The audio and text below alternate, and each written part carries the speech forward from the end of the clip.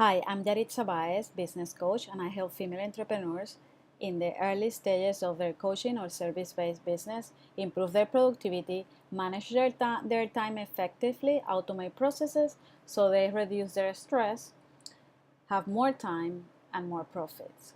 And today I just wanted to talk about 4 simple ways to end procrastination. What things do you tend to procrastinate? Most entrepreneurs do. I mean, at one time or another, there are tasks, there are jobs that we need to do, and we just put them off and you just procrastinate. That's simple. But how can we overcome that hurdle? Well, it's quite simple.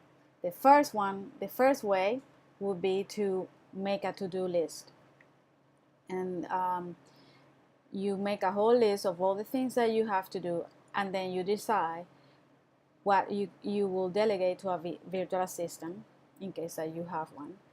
And because you will delegate those because you either don't like the task or you are not very good at it, and you just pass them to a virtual assistant.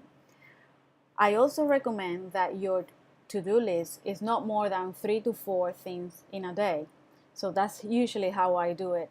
For every single day, I don't put more than 3 to 4 tasks to do in the day so I don't get overwhelmed and overwork. The second way that you could do in order to end procrastination, it will be to start working first in the morning. In my case, I am a morning person. I like to get up early and start my day quite early. I'm already at work by 7:30, and because I also like to finish my day quite early, and I quite recommend that you do that. If you manage to do that, I recommend that you do your highly concentration work during the morning time and then leave the low energy for the afternoon.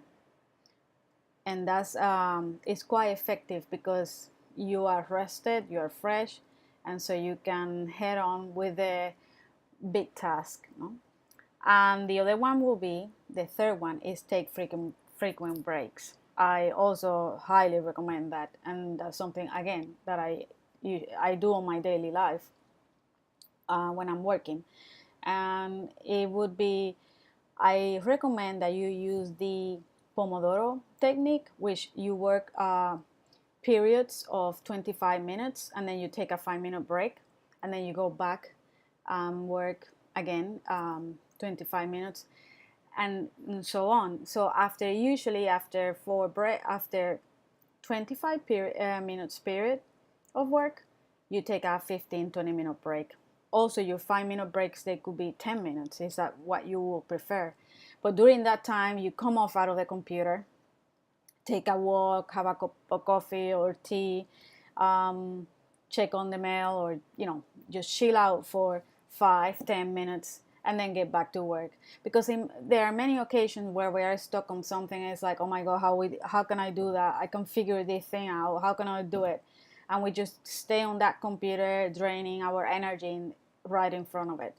And if we take a break, usually what happens is like, your mind kind of like, oh, I know how to do it. That's easy. And then when you come back from your break, you tackle the task that is you couldn't figure out. So that's why I highly recommend that you take frequent breaks during your working hours. Also, your brain needs to rest. You need to freshen, just even your eyes need to freshen up a bit and rest. And the fourth way that it will help you to end procrastination will be determine why are you procrastinating. There could be many different reasons why you could be procrastinating. It could be that you don't enjoy the task, you are mulling over to make decisions, you got too much work and you need to take things off your plate, and that's when it comes again, hire a virtual assistant if you are able to. But if you can't, at least lighten your daily work day. it will be quite helpful. Also, you have to keep present that people who procrastinate, they tend to also do a lot of self negative talk, and that obviously doesn't help either. You need to also, set out realistic and objective, goals and objectives, so they are easier for you to achieve. And the more you achieve, the better you will feel, and you will be in a higher energy, and you will look forward to work and continue the work that you love doing. And another thing that you need to keep in mind is that procrastination and distraction, they go hand in hand.